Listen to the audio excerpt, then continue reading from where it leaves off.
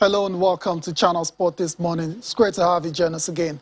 I am Tyre Salam. This is what the show looks like. Super Eagles forward Alex Iwobi was on target for Everton as in the EFL Cup match played against Huddersfield Town last night. Also on the program, Real Madrid make £137 million bid for Kylian Mbappe to join from PSG. Also on the program, Tokyo 2020 Paralympics begins with a vibrant opening ceremony, and Team Nigeria is already in action. We have all of the updates for you in the course of the show.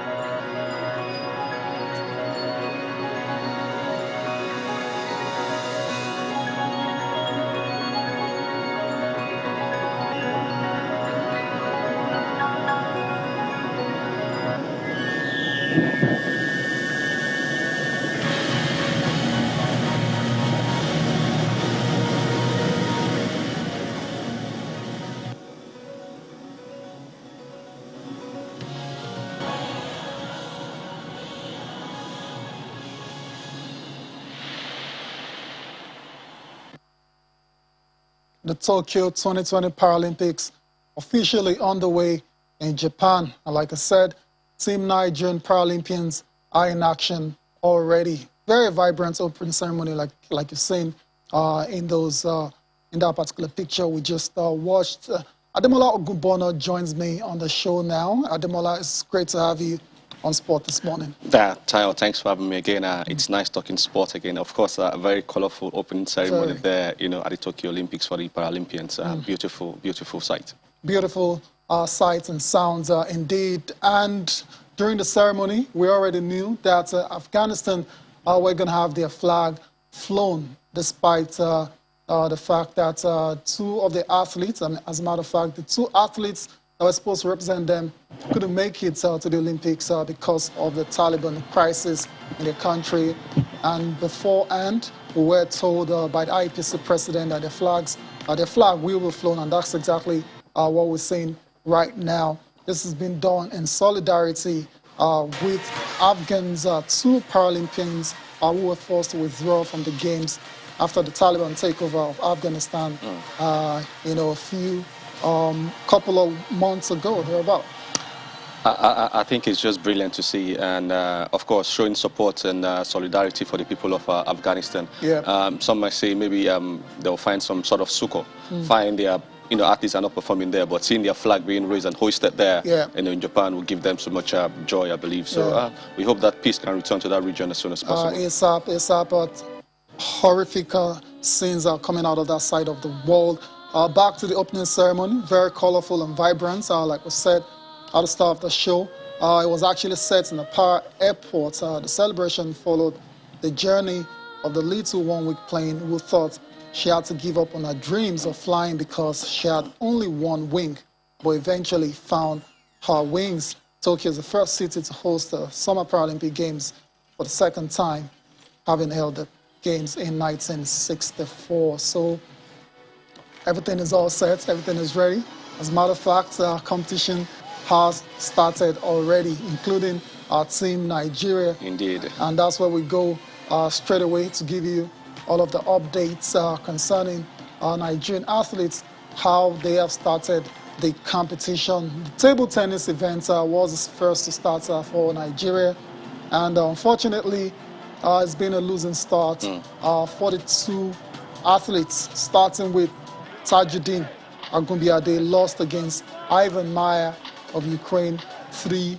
Of course, Tajuddin is a two-time Olympic champion. He's 46 now, he's getting on the beat. So not surprised that he's lost against a very highly ranked opponent in Ivan Maya. Yeah, not surprising. You know, we always knew where our strong points are, you know, when it comes to these games. We do, yes, powerlifting, you know, and the likes. Tennis has not always been our strong point. But then again, him losing, I'm sure he won't feel, I mean, he will feel bad about it. Yep. But then again, our Nigerians should know that, yes, we'll still come good in, you know, the other games coming up, you know. Yeah, in other games, of course, another person still talking, Ahmed Kolesha was also in action. That was in Class 3, Group D. Lost as well against a German opponent, Brookla, 3-0. So 3-0 score lines against Nigeria on the first day of the table tennis event. But the good thing is it's a round-robin situation. So they still got games to try and recover and perhaps move on into the next round. We still have the likes of Faith Bazwaye, Oluwafemi Alabi, Ogunkole Sao, Victor Rhino. They'll also be in action subsequently in the table tennis event. And like my guest has said, Demola, powerlifting is Nigeria's strongest points going into these Olympics. And we have the likes of Lucy Ejike, Latifat Jani, Munijat Ibrahim, Bosse Malaya, Loveline Obiji, Folasha Deoluwafemi Ayo, Pauline Okpala, Dauda Ibrahim, Yakubu Adeshoko, and Namdi Innocent. They will, you know, compete in the powerlifting for the country, and hopefully we get a few medals. Yeah, they will. They will. This is where we expect Nigeria to come through. For the Paralympics tennis, we know that the man from Germany, the German tennis, table tennis star, is very, very good, very popular as well. So them winning that, or Nigeria losing in those competition, you know, it's not too far-fetched. But we know that when it comes to the powerlifting, like you mentioned, Ejike Lisi in the 61 kilogram category, Ibrahim Alayton as well. I mean, the list is endless. We are sure. Well, I won't say I'm being cocky. Hey, be careful. But we have, you know, antecedents when it comes to this powerlifting event in the Paralympics, and this is where we expect that our medal haul, you know, will climb higher, especially gold. So we hope that, yes, these athletes, they come good for us there. Yeah, the last time, one of the last events that they went for was in Manchester for the World Cup, and they absolutely dominated, not only winning medals, they also broke world records. So hopefully they can bring that kind of form into the Olympics and end up on the podium as well too. There's also track and field for the country as well. That's going to start on day 3, and you have 5 athletes that will be representing the country in track and field. And let's not forget para rowing. We have a Nigerian in that competition, Kingsley Ijoma. That competition also starts on day 3 of the Paralympics. Before we leave the Paralympics, let's take a listen to the IPC president, his opening remarks during the opening ceremony. Difference is a strength. It is not a weakness. And as we build back better, the post-pandemic world must feature societies where opportunities exist for all. When the Games were postponed last year, Paralympic athletes were beacons of hope. When the shadow of uncertainty was upon us, they never stopped training. They never stopped pursuing their dreams. They never stopped believing they would be here in this stadium tonight.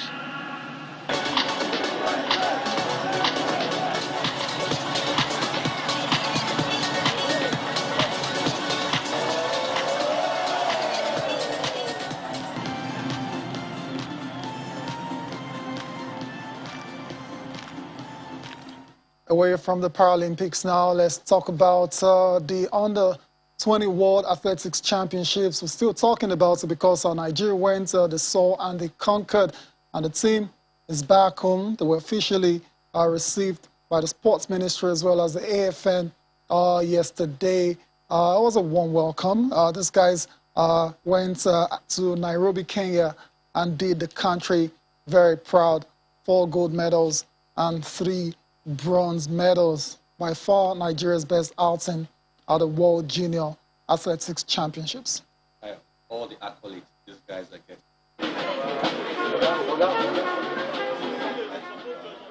Imabonga Isoko, the 17-year-old. I mean, brilliant prospect. You know, FIBA Foley as well. They've all done us proud. And it's good to see that they are not just getting ordinary handshakes, they are getting the golden handshakes as well. So we're really proud of them. We hope that in the next few years they can step it up. And in the world biggest stage, they can, you know, equally do Nigeria proud. I'm particularly pleased, you know, for them. And I'm hoping that parents, you know, will encourage, you know, their youngsters. I, for one, yes, I am. You are doing that already. I am. Fantastic. Most definitely. Because, I mean, this is just brilliant to see. They're representing themselves, their families, their country, and they're doing themselves proud as well. So it's brilliant to see. And we hope that, going forward, they can even perform much better. Indeed, that's the sports minister, Sunday Dare, of course, has been a massive supporter of Team Nigeria in Kenya. And like you said, it's all about building and consolidating on this performance now. And that's exactly what the minister as well and the AFN president have been talking about. Going forward, they have to consolidate on the performance of Nigeria in Nairobi. Already we're talking to the NOC and the IOC. They have scholarships for athletes. As we speak, more than 16 athletes are on that scholarship. They've been on it for 4 years. Some of these ones will graduate into that scholarship stream.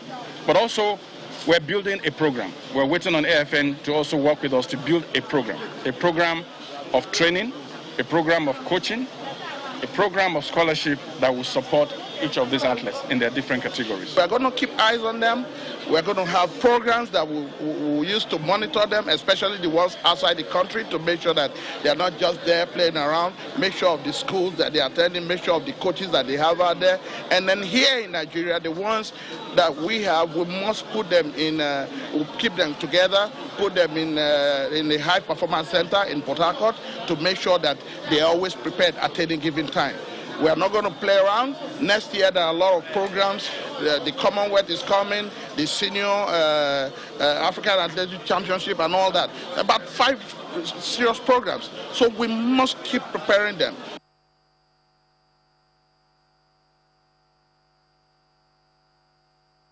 It's all about, you know, preparations. Continue to prepare this amazing talent. They've shown that they have the talent by winning all of those medals in Nairobi, Kenya. And the Olympics is just around the corner, Paris 2024, just under 2 years to go. But before then, there's the Commonwealth Games, there's World Championships, and there's the African Senior Athletics Championships as well, too, where we hope to see some of this, the progression of some of these athletes, because the junior level is a totally different ball game. It is. A different track game compared to the senior level. Even though we've seen athletes in the past successful at this level, the likes of Usain Bolt, Sean Merritt, Kirani James as well, Shawnee Miller-Weibo, all of those people did very well at under 20, and they were able to translate that form, you know, to the senior level. That's exactly what we're hoping and expecting of this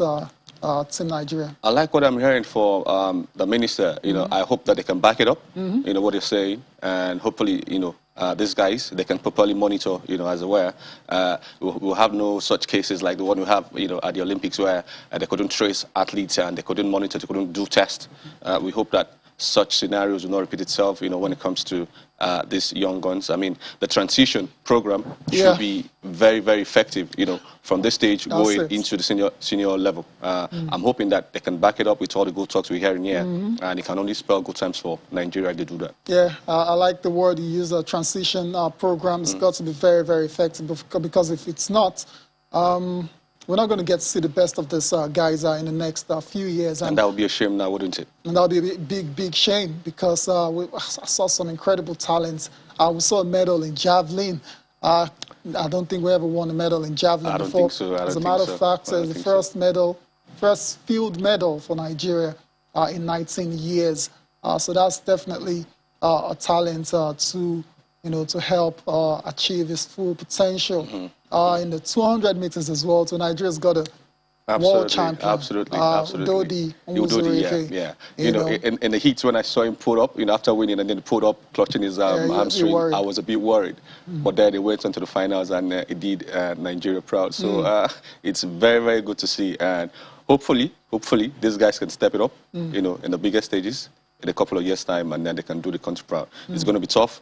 A lot of dedication, hard work is required, and yes, support too from the from the system. So we hope that all this can come together, and it can blossom into something beautiful for Nigeria. I mean, we're a country of over 200 million people. Right. We should be competing with the legs, dominating. The United States, Jamaica. I mean, they take advantage of their huge population. They do, and we're a country and continent of strong black people.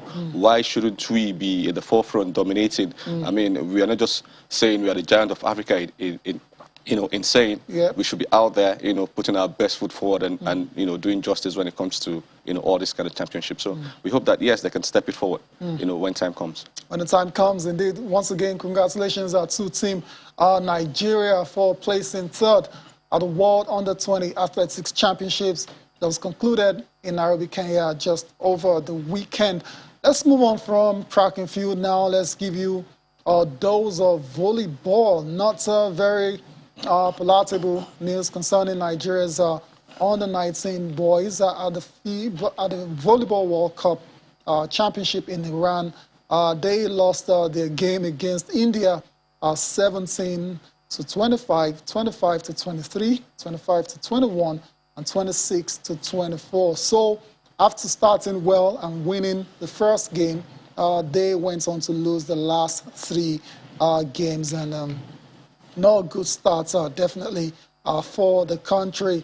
According to statistics, Abdul Quadri Jayola emerged Nigeria's best performer with 15 points and 38 attacks, while Michael Abari posted 14 points and 45 attacks. So, what can we say? The fact that they even qualified for this competition, I think is good enough. They're going to take on Poland in the second match. It's going to be later today. I mean, I don't know how their preparation went, before going for this tournament. They were in camp. You mentioned it, couple of you were around then. We hope that the second match coming much later today, they can perform much better. I mean, it's a close score line, they could have done a lot better, but we hope that, much later today, they can get their confidence back and get their mojo going and get some good results. Never a good way to start a competition, losing your first one, but they've got the opportunity to rebound nicely today against the Polish side. So all the best to Nigeria's under-19 boys volleyball team. Volleyball is not the most popular sport in the country, so qualifying for this event is already a big achievement. Let's see if they can take it to the next level at the World Championships. We need to go on a break now. When we come back, we're going to be telling you all about the massive bombshell coming from the football world. Real Madrid trying to sign Kylian Mbappe. Join us again.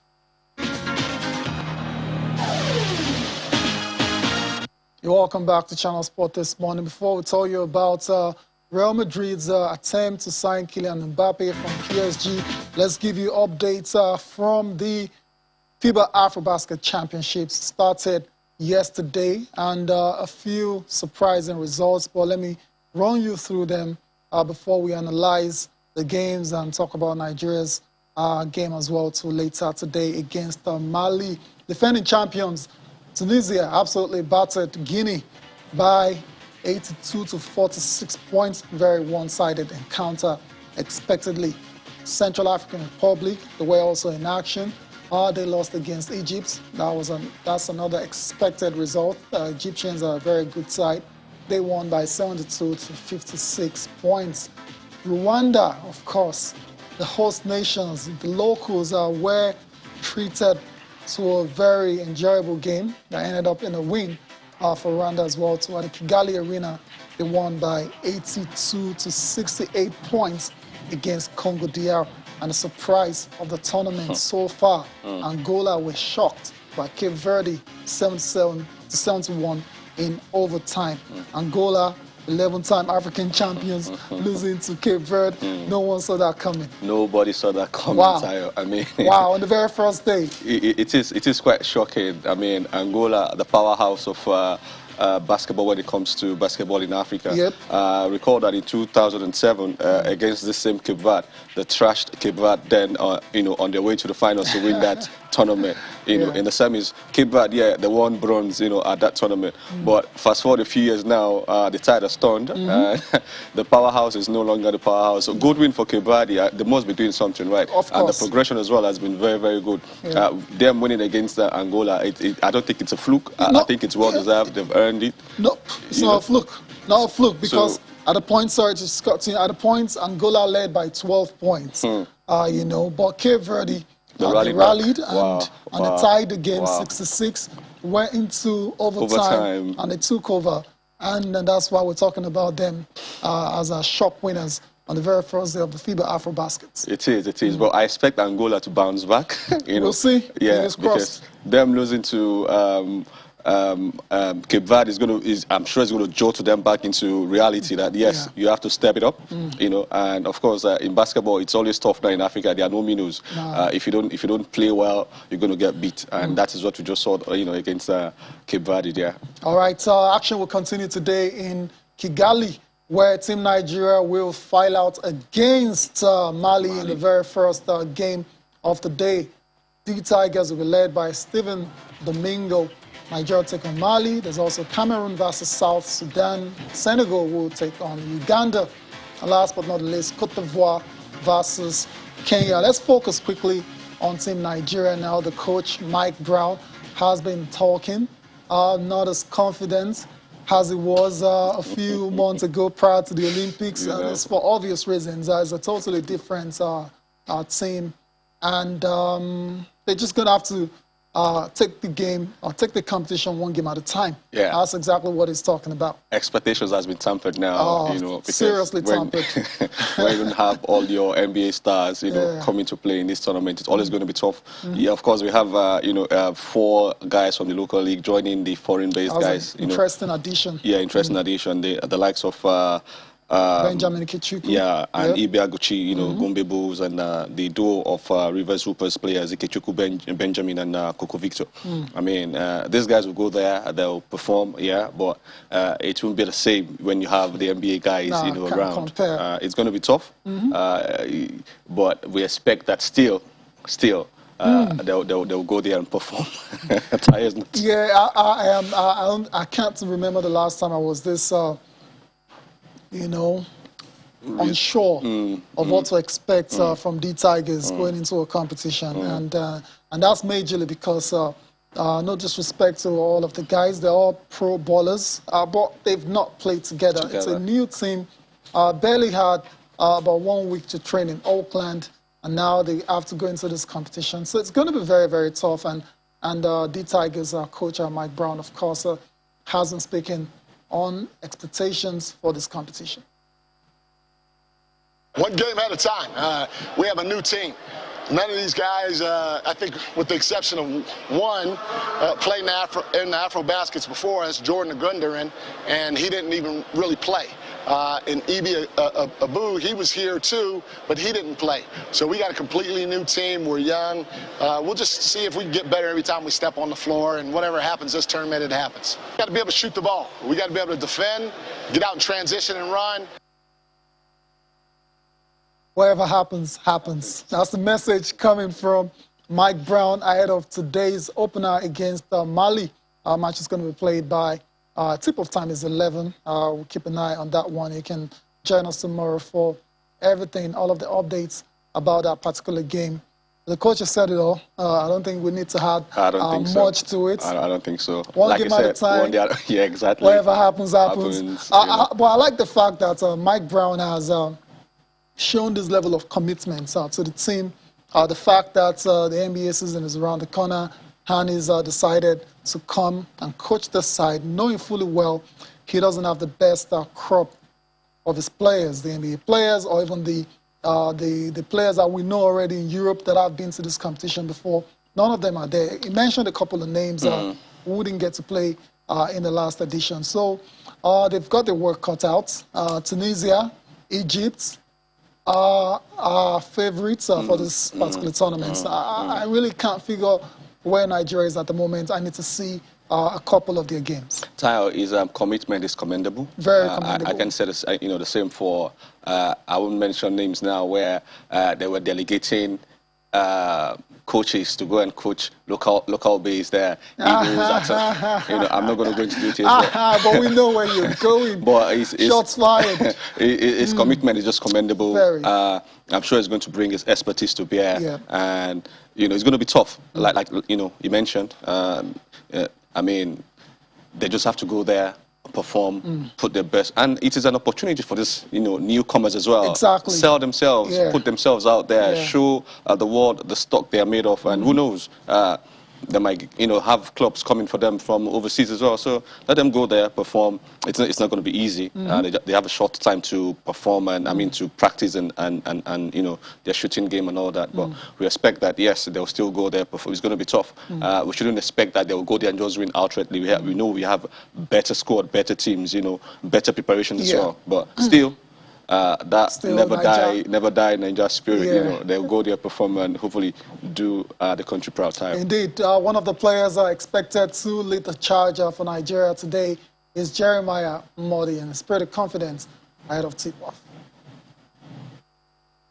We're taking it very seriously. We've been practicing twice a day, really focusing on the principles Coach Brown wants to put in, both offensively and defensively.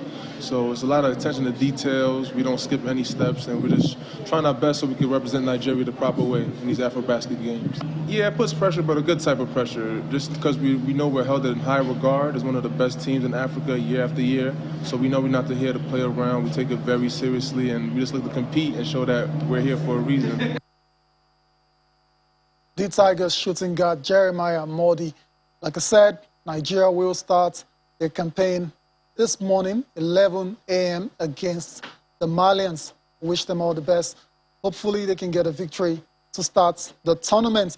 Let's move from basketball now. Let's go to the world of football. Fantastic news for FIFA this morning. That's because they'll receive $200 million in compensation for losses sustained during the global soccer corruption schemes. That's according to the United States Department of Justice. The monies were seized from the bank accounts of former officials who were involved in the schemes and then prosecuted following a probe into years of corruption in football. Since the DOJ unveiled the corruption probe in 2015, more than 50 defendants have been criminally charged. 27 people and 4 corporate entities have pleaded guilty, and 2 people were convicted at trial. Fantastic news, especially during this very difficult times. COVID-19 is absolutely, disrupted the flow, financial flow for FIFA, and to be getting this money is very, very timely. It will come in handy, definitely. It is timely and will come in handy, but it's kind of bittersweet for me because, I mean, when corrupt officials, stash away such huge amount of money that could have better, develop, games, all across the world, especially in Africa. But it's good that the money has been recovered. Let's hope that FIFA can put it to good use and it won't find its way into some other pockets and, what they need to do. Can't afford that to happen. But in this time and the kind of economic situation football in particular find itself because of the prevailing coronavirus pandemic, this is huge sums of money coming into the pocket of FIFA. Let's hope they can put it into good use and such corruption will not, No, doesn't happen again. Because it's supposed to be a new dawn for FIFA after all of this very ugly corruption probe. FIFA President Gianni Infantino is obviously very delighted to have these monies back in the coffers of FIFA. I'm delighted to see that money, which was illegally siphoned out of football, $201 million, is now coming back to be used for its proper purposes, as it should have been in the first place. This is football's money. Now this will return to the FIFA Foundation, and via the newly formed World Football Remission Fund, children from all around the world will be able to benefit. This is a great victory for FIFA and a great victory for football. I want to sincerely thank the US justice authorities for their efforts in this respect, for their fast and effective approach in bringing these matters to a conclusion, and also for their trust generally. The truth is that, thanks to their intervention back in 2015, we have been able to fundamentally change FIFA from a toxic organization at that time to a highly esteemed and trusted global sports governing body. FIFA President Gianni Infantino obviously are very delighted to have the money back in FIFA's coffers. And he also spoke about that particular probe has led to FIFA now going from a toxic organization to a reputable one. Do you agree totally with that? Are they where they're supposed to be now? Or there's still a lot of work to be done? Of course, there's still work to be done, but judging from where they're coming from and to where they are now, I think there's a huge, you know, they'll be looked upon as a much more respected and reputable organization. I mean, the kind of shenanigans that went on, you know, it was just shady, it was all manner of bad, and now they are getting, you know, their foot back in track and doing what they need to do. I like what I'm hearing, you know, at the fact that they'll put all this money into developmental programs, you know, all across the world, the Children's Foundation and all that. So it's good to hear, and obviously it's delighted that they recovered over $200 million back to FIFA's coffers. So good one for FIFA. Good one for FIFA, indeed, and good one for football in general. We're still talking football. Let's now talk about the EFL Cup action, second round action yesterday night involving Nigeria's Alex Iwobi. Alex scored the first goal for the Toffees against Huddersfield Town in a 2-1 victory, his very first goal of the season. It's good to always get off the mark as soon as possible. You've got a new manager in Everton. You need to start impressing him straight away. So it's good to see Alex on target, and it's been you know, fairly used by Benitez this season so far. I mean, we know Benitez, he will take no prisoners. If you're not performing, then you're not going to play. You're out of the team. Know, so it's good for, I mean, I've heard jibes being thrown here and there that Iwobi got to score probably because this is Iwobi's level. I just thought that was just a little bit harsh. Yeah, it is because over the years he has shown that he's a decent footballer. He's come through for Nigeria times you know, without numbers as well. So him getting off the marker there and scoring that goal, I think it will do his confidence a whole lot of good.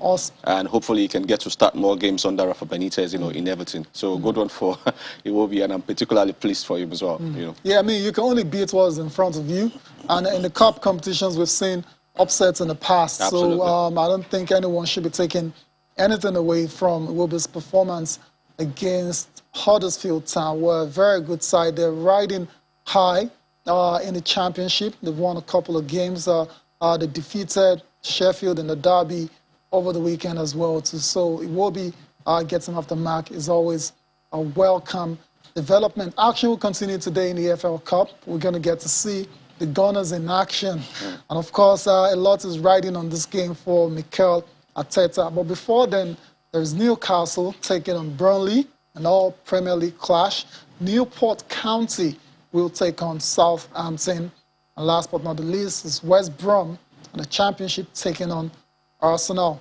The good news for Arsenal is that Pierre-Emerick Aubameyang and Alexander Lacazette are fully fit and recovered from the coronavirus and will play a major part in this particular game. Arsenal can afford to lose this game at Demola, or else. No, I don't think. Or else. I don't think Arsenal will lose. Though nothing is a given, you have to go there, play the match, nothing is a given, and earn especially the way they've started the season. And West Brom have been a very decent side as well. Yep. But with the likes of Pierre-Emerick Aubameyang coming through, like I said, I'm not sure if the new signing, what's his name now? The defender. No, the midfielder.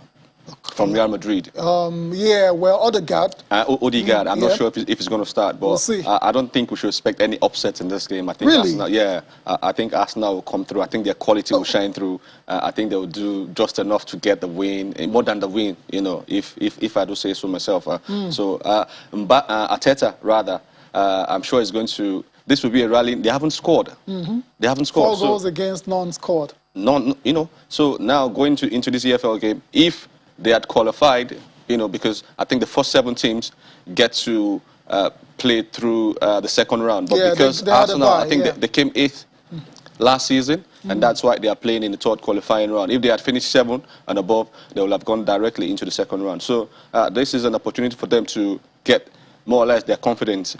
I don't think they were lacking in confidence, you know, the last game against Chelsea. Yeah, they could have done a lot better.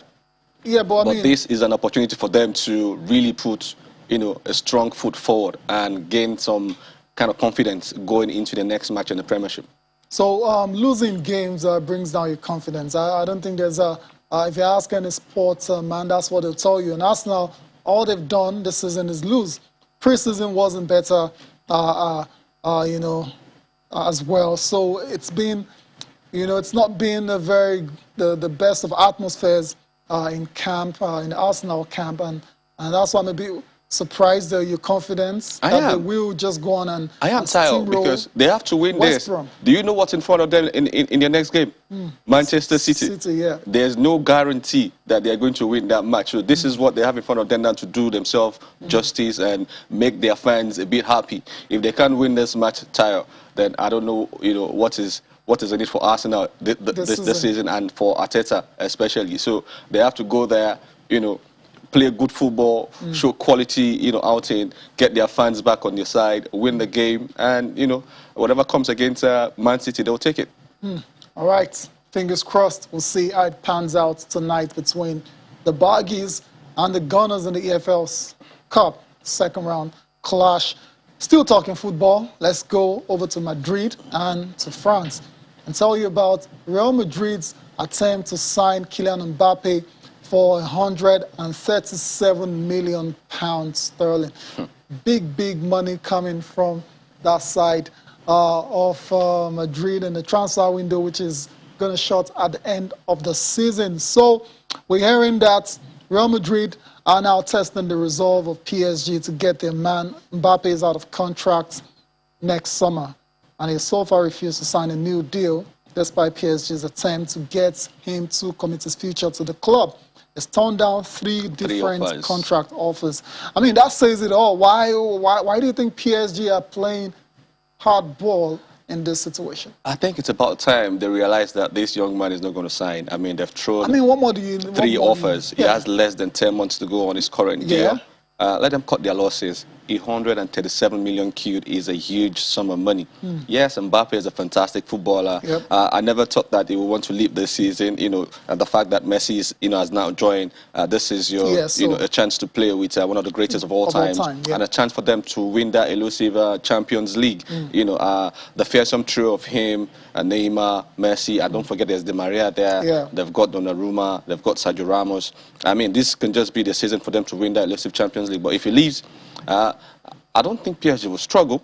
No. But they will miss his firing power up front, and it has always been a dream of his to go to Real Madrid anyway. Exactly. He has always been an idol of Ronaldo. You know, we saw pictures of him as a kid with Ronaldo's pictures splattered all over in his room. He has always been a Real Madrid man, but when Zidane left, his fellow Frenchman, I thought maybe he would simmer down and be like, my idol, one of my idols left, as a coach. But him insisting that he wants to, I don't know how it's going to look like. I hope it doesn't turn messy, because it's. But for Madrid to have come through and said, okay, 137 million quid, let's do business. Let's do business. Let's talk. And Florentino Perez is very, very keen on this particular deal. And you have to say, Real Madrid and Mbappe are in a very strong negotiating position. You mentioned already, just next summer, the contract will be up. So it's either PSG take the money now or lose him on a free, because based on, from all indications we've seen so far, 3 contract offers turned down already. You wonder what's going to make him change his mind at this particular time. So PSG, ball is in your court. We'll see if they will buckle and let Real Madrid get their man. But for Mbappe, you mentioned how the coming of Messi perhaps could have changed his mind, and that's what PSG thought as well. They thought Messi has come, and I mean, every young footballer would relish the opportunity to play with arguably the greatest player of all time. But Mbappe at 22 obviously feels is ready for a bigger responsibility, and that's going to Real Madrid to lead this rebuild under Carlo Ancelotti. We need to go on a break right away. When we come back, Ademola, of course, is still around, is going to give us his concluding thoughts on this, what is fast turning out to be a transfer saga involving Kylian Mbappe, Real Madrid, and PSG. We'll also be taking a look at the papers. Join us again. You're welcome back. According to sources from Paris, PSG have turned down that offer of £137 million for Kylian Mbappe. So very interesting to see how this pans out for the next few days before the transfer window shuts. Mbappe, very prolific, even at 22. 133 goals he scored, and he assisted 63 assists in 174 games for PSG. So he's obviously one of those players that can only get better. His value will definitely improve. So this might look like big money for Real Madrid right now, but they will definitely get value for money for Kylian Mbappe if they can afford, if they can manage to secure a signature. One thing you failed to mention there is that he's a World Cup winner as well at 22. And if he goes to Real Madrid, there's every possibility that he's going to be the star man. He is the star man. He will be the star man about it. Because he's jostling for the spotlight with Neymar and Messi. You know, but he goes to Real Madrid, instantly probably be the king of Spanish football. You know, as it were.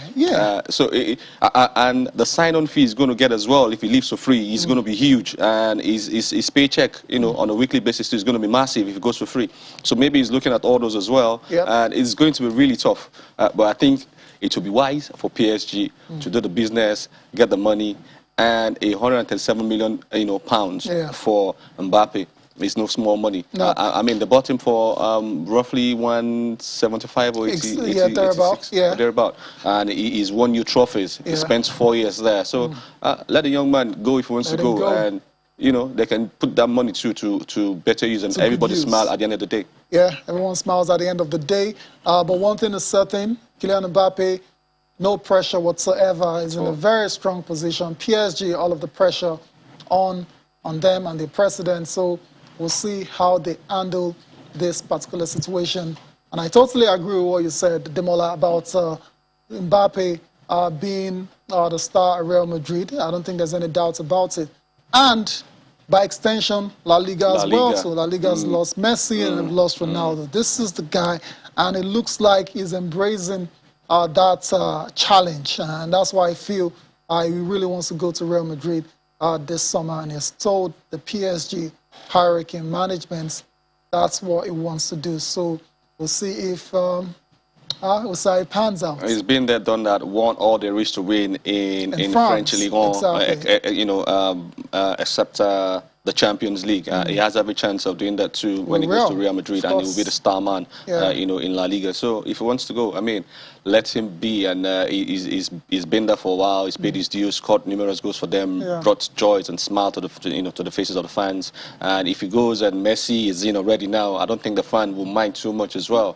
I don't think goals will be lacking either as well. So hey. So now that you mentioned the fans, apparently we're hearing that the PSG management, they don't want to sell Mbappe because of the message might send to the fans. They want the message to the fans being the same thing, that we're an ambitious side and we're not going to sell our best players to potential rivals in the Champions League, which Real Madrid are. So you can understand that, but you've just said as well to Real Madrid, it's not like PSG are going to collapse without Absolutely Mbappe. not. And Absolutely with the money not. that gets in, they can actually bring in reinforcements again. Absolutely. And I'm even thinking, what if they get that money, throw it to Daniel Levy, get Harry Kane in there? I mean, now, why not? that's a possibility. And we're hearing talks about Ronaldo as well. Ronaldo as well. That would be ridiculous. That would be a mouth-watering prospect of having Ronaldo, Messi in the same team. It's just going to be mind-boggling. Indeed. Anyways, that's the latest from Paris. They've turned down Real Madrid's offer of 137 million quid for Kylian Mbappe. This transfer saga is certain to rumble on until it shuts at the end of the month. Stick with us for all of the updates on the matter. Let's take a look at what the papers are saying now before we close the show. Let's start with Sporting Life. Do or die. Liverpool versus Chelsea on Saturday. Is it do or die already? Match day 3? Really? What's doable? I mean, what is there to do or die about on match day 3? Tayo, it's a huge clash. That's Chelsea against Liverpool. Yeah. Two German coaches who have been, they've known each other in and out, from their day in the German Bundesliga. True. Chelsea are on the rise. Liverpool have got Virgil van Dijk back. They've got their forwards, scoring goals as well. So it promises to be interesting. It's a do or die. It's early stage. Yes, it is. Do or die. See, they are setting a marker. A loss doesn't condemn anyone's chances of winning the Premier League. But they'll be setting the marker down. They'll be laying down the marker, bragging rights as well, So this will set an antecedent for how the season is going to look like. Chelsea, yes, they'll be looking to, they are in their favourites, for the league. So is Liverpool as well. So it's going to be really, I cannot call this match at all. It's really going to be let's leave that for now. We still have a couple of days for a proper preview of that game.